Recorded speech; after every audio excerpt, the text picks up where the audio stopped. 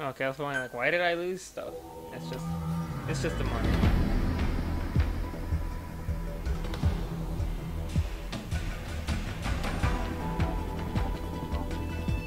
This game has the most credits ever. Ever. I keep forgetting to listen to the cassette tapes. They have really cool stuff in them.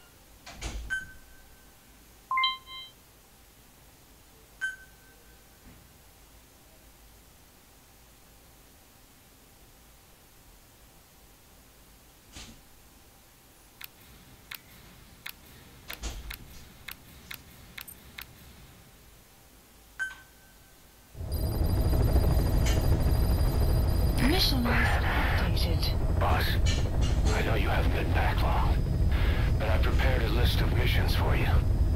Open your iDroid.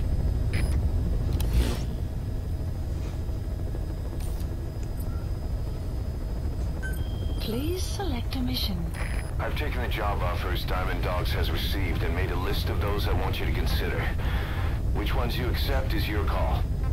The objectives of the missions I've added are prisoner rescue, facility sabotage, and high-value target elimination. Probably all a walk in the park for you, but they should help you get back on your feet. I put the mission details on a cassette tape. Refer to it if you decide to accept the mission. We'll receive GMP for completing missions, and extracting soldiers and prisoners will boost our ranks. Building up Mother Base is the first step to achieving our goal. If that means wet work, so be it. We're gonna have to get our hands dirty. I hope you're rested up, because we're not stopping. Not until the pain is gone. The future of Diamond Dogs is in your hands. We're counting on you, boss.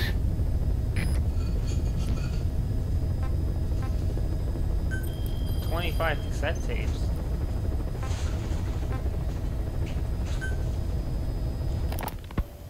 You were hospitalized in Decalia, a British sovereign base area on Cyprus. It's part of British overseas territory that falls outside of Cypriot jurisdiction. You got moved from Cuba's Little America right into Cyprus's Little Britain. Why Decalia? The UK and the US remain close allies. The last place Cypher would think to look for you is inside their own system. That's what kept you safe in British military hospital for 9 years. The safest place from a whale is inside its own belly. You were a regular Geppetto. Well, it wasn't Pinocchio who led me out to safety. So who was that guy? Cypher went so far as to attack British territory, burning their own ally. That's how badly they wanted you dead. He said I was in a British military hospital. But the doctor had a Greek accent. They hire locally. Easier to trust them. Decalia is also home to Greek Cypriots, after all. What about the Turks? They haven't returned to the south. Not yet. The Cyprus dispute is still a long way from resolved. The country is just as split as it was in '74. Turkish Cypriots in the north, Greek Cypriots in the south. Between them, the Green Line, the UN established. And Decalia sits right on top of it. It does. Part of the buffer zone between the two groups. Another reason it was the perfect place to hide you. Easy to spot any outsiders snooping around. So how do things stand? Now, last year, the Turks declared that the Turkish Republic of Northern Cyprus is an independent state, though it's only Turkey that recognizes it. In the past, the Greeks and Turks lived side by side in the same villages. There are reasons to fight. Those came from the outside. Greece, Turkey, Britain, America, they all had their own stake in pitting the two sides against each other. But once you spark something like this, it's impossible to control. Both sides build up grudges like debt, without the foresight to see that each act of revenge just fans the flames. And then it's too late for other nations to rush in with peace talks. The embers keep on smoldering. Each nation's arrogance only breeds anarchy. The world is paralyzed by this hunger for revenge. Cyprus is no different. He said I was in a British military hospital. Yeah, I wouldn't listen to these because they have a bunch of cool stuff on them. So, it'll probably be in their own video if anyone else is interested in them, so I don't bug a thing. I just want to know what happened. What else is up?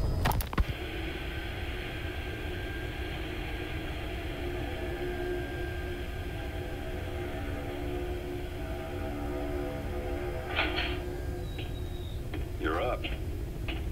We're changing ships. We can't go sailing the Suez in a whaler. The Suez Canal. When did they reopen it? Not long after you were attacked. Once they finished sweeping it for mines after the Arab-Israeli conflict. Can you stand? We're going to transfer to a container ship for passage through the Suez. Our destination is Pakistan, Afghanistan's neighbor to the south. There, we disembark and head via Peshawar to the Zero Line, the border. We'll travel to the Khyber Pass by road. And then? We continue on horseback. Afghanistan's main roads are under Soviet control. We'll need to go around them. It'll be all narrow, winding paths through the mountains. We'll do better on horseback. It's a local guerrilla tactic. They use the higher ridges to avoid air recons. Then they charge down the mountains for ambushes. The Soviets still haven't devised a counter-strategy. Our time frame is only half as much as we really need. It's gonna be a tough march. Better horses than boats. Well, it'll make for good physiotherapy. Take the time to get used to that new arm. While the Soviets have indicated they are not participating in the Los Angeles Olympics, primarily because the United States has made no attempt to guarantee the safety of the Soviet Union's athletes, the United States is increasingly demonstrating the belief that the issue has nothing to do with its preparations, and in fact this is retaliation for the Western nations' boycott of the previous Moscow Olympics. That concludes today's news. That's quite some news. The Soviet Union not attending the LA Olympics? Yeah. Andropov's death has changed some things. They're calling it revenge for the Western boycott of the Moscow Olympics. Countries boycotted the Moscow Olympics. Yes. In protest of the Soviet Union's invasion of Afghanistan. Over 50 countries were absent. It's too bad I didn't get to see Yamashita's judo. When the 40th Army crossed the Amu River 4 years ago, détente went right out the window. The U.S. Congress chose not to ratify SALT II. And Reagan's hardline politics won him the presidency in a landslide. According to him, the Soviet Union's an evil empire. A second Cold War. And there's been no end to regional conflicts and civil wars. Lebanon, the Falklands, Grenada, Iran, Iraq. The story never changes. Egypt and Israel did sign a peace treaty. But then the driving force on the Egyptian side, President Sadat, was assassinated afterward. Apparently, his actions were considered a betrayal of his fellow Arabs. Islamic extremists? Yes. Fundamentalist extremists have been responsible for some bold acts of terrorism in recent years. We've had extremist students in Iran take U.S. embassy workers hostage, and suicide bombings in Lebanon. Over 300 foreign soldiers stationed there have been killed. Countries have yet to develop an effective means of dealing with terrorism. Afraid of losing their own men, they've pulled their forces out, handing private forces a golden opportunity. Private forces? Small armies with no national affiliation, working for the highest bidder. That's right, they got the idea from you. After Mother Base went down, they began spreading to meet the soaring demand. Miller's organization is just one of many PFs now. The entire world is after you. But at the same time, it needs you too. Miller told me about what happened in the Caribbean 9 years ago. You do remember Miller. You'd formed a private army with him. An army with no allegiance to a nation. I remember, but... I see. You're not sure what's fact and what's a fantasy caused by the coma. It's still all a mess, huh? All I can do is tell you the facts as they were told to me. I've gone easy on you up until now. But this is where the hard stuff begins. 1974, the year before you entered your coma. You were in Colombia, operating with a small unit of men, basically mercenaries. Miller was among them. Miller was trying to find a way to turn his and your talents into a line of work. He was looking to start a business where you would fight on behalf of others around the world, those who needed military force. But the reality was, at that time, you didn't have enough gear to equip your own men. Then Miller came across this client. It was a huge job he was offering, but you had a shot at pulling it off. You accepted it and headed into Costa Rica. The client even threw in an offshore facility in the Caribbean. The Mother Base, that would be your new base of operations. Miller sure did have a head for business. As your mission went on, your unit grew and grew. More weapons, more money. Before you knew it, you were commanding 300 men. As the organization got bigger, your military powers swelled to match. It got so the international community couldn't afford to ignore you. You were just too damn successful for your own good. You, your men, had worn out your welcome. Everyone was out for you. East, West, First World, Third. It was only a matter of time before someone took you down. And that was XOF. Officially, they're an anti-terror unit under the CIA. In reality, they're Cypher's private strike force. They lured you to Cuba using Chico, the Nicaraguan revolutionary kid, and Paz, a mole who worked for Cypher as bait. While you were gone, XOF, posing as a nuclear inspection team, stormed Mother Base. At the same time, C4 they placed on the strut legs went off. The whole thing went down in minutes. XOF. Kisses and hugs followed by a big FU. All because of Miller's blind spot. A back door into Mother Base no one suspected. You remember a certain scientist. Huey was responsible for bringing the inspection team on board, giving the enemy a perfect opportunity to hit you at home. You were returning from Cuba when it happened. Mother Base came damn close to taking you with it into the Caribbean. Those of your men out on assignment returned right away. They refused to believe the wreckage in the water they found was Mother Base. But they checked the coordinates again and again, until reality finally settled in. You were supposed to die that day. That was XOF's primary objective. As far as most folks know, you did. The first doctor to see you wasn't even sure what he was looking at. Before they'd even finished operating, your men moved you to that hospital in Cyprus. There was a woman named Eva who arranged that. What? Rings a bell, huh? Most men in your condition would have been written off right from the start. But you survived. You went straight down to hell, and they pulled you out. Your eye wide open. Full of venom. The days of naked Snake are long gone. Welcome back, Venom Snake. This world still needs you. That was a legitimate. What? Here, Snake, try this on. A prosthetic arm. Yeah, Miller was calling it the arm that wasn't there. The physiotherapy's going well. From the Chinese, Your right? arm's bulked up enough for it to fit.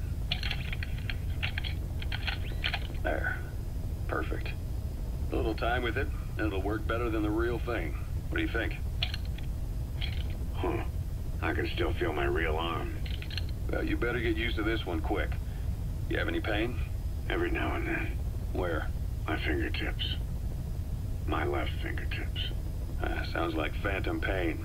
Your brain still remembers your old hand. Yeah. What about your vision? Can you see okay? Yeah, at the moment. Now, the shrapnel in your skull is pressing on your optic nerve. I'm told any hard impact could have an effect on your visual cortex. Yeah. The doctor mentioned that.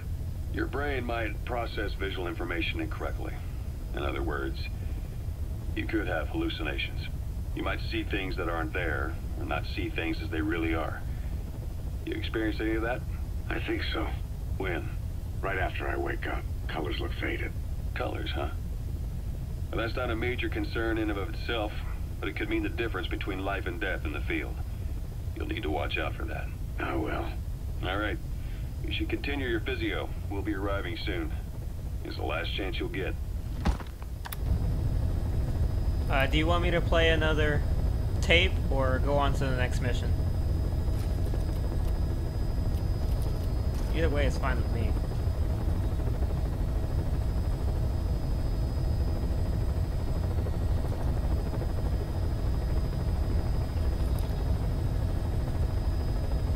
Okay. Come on. Ocelot. I hear they started calling you Shalashaska in Afghanistan. What's that about? You know the term Sharashka? It's slang for a suspicious, hastily thrown together organization. The word became associated with a type of forced labor facility in the Soviet Gulag system. OKB scientists and engineers who'd been convicted of crimes were sent to a Sharashka for forced R&D. The Sharashkas were supervised by Lavrenti Beria of the NKVD, the secret police, under the official name 4th Special Department. Forced research? That's not very different from what we do here. Diamond Dogs is different.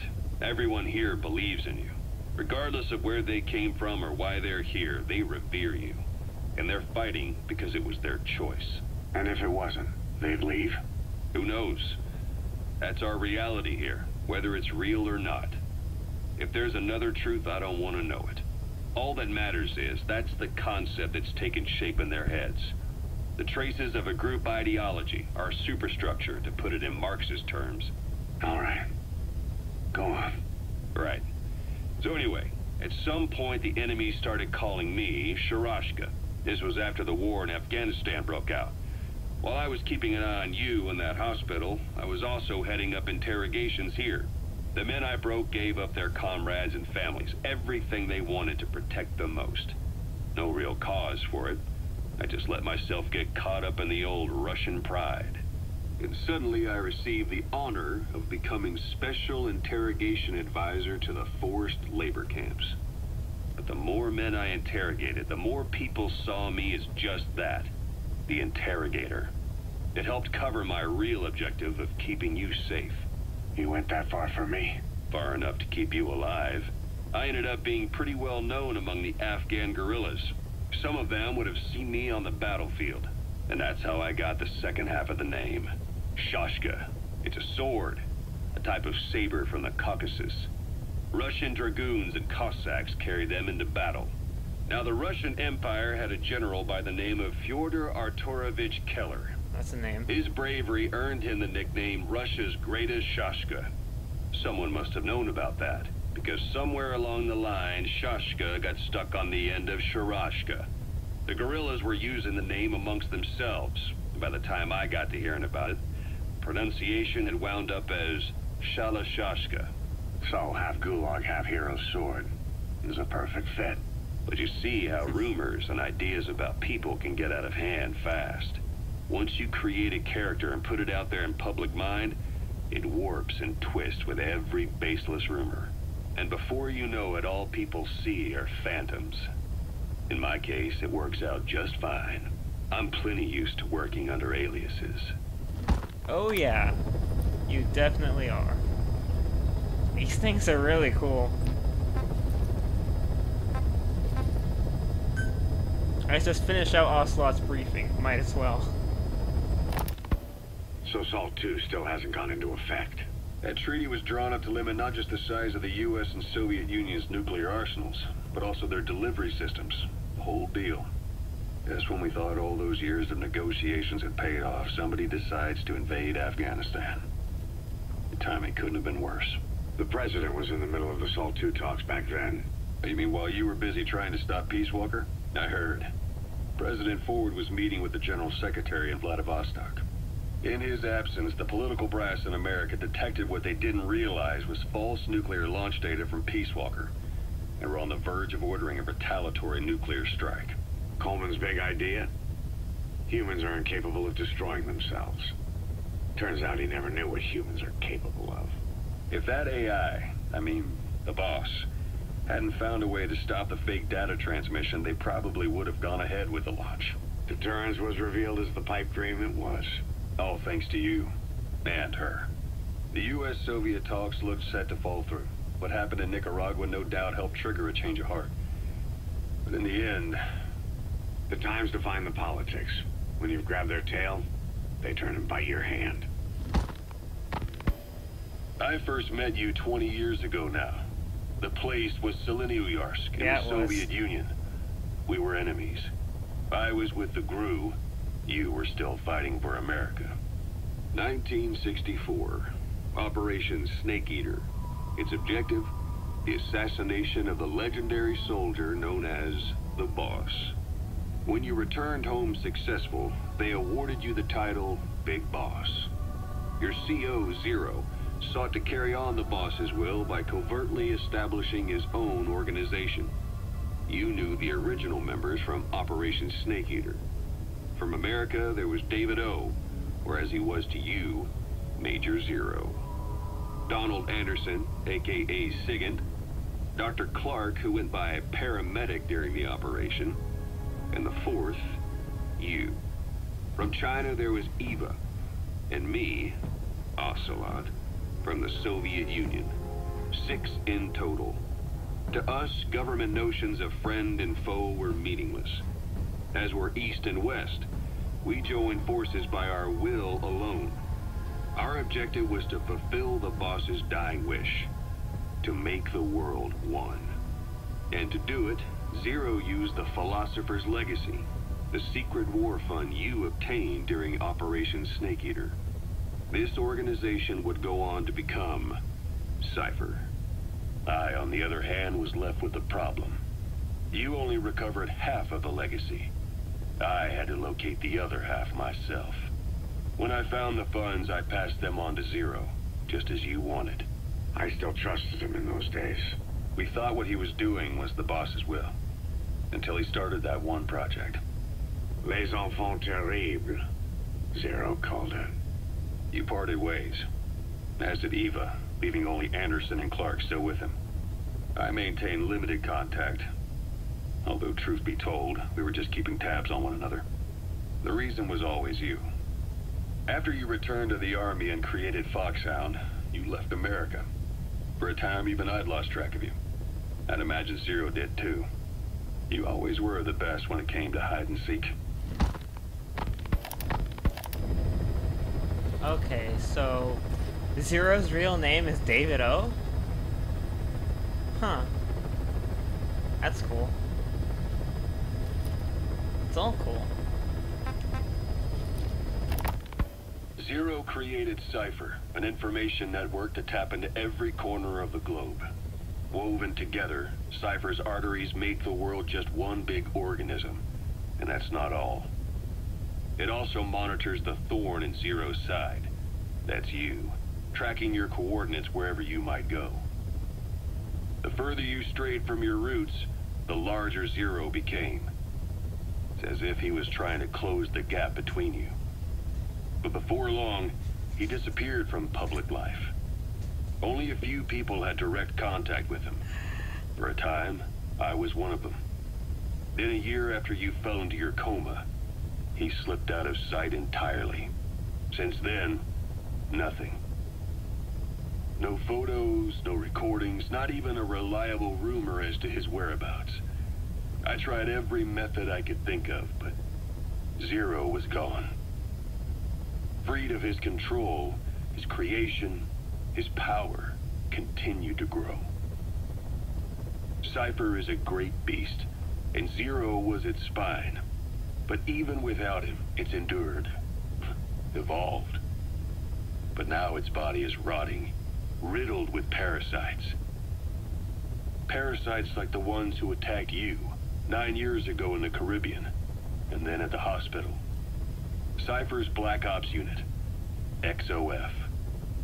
They learned where you were, and came to wipe the slate clean.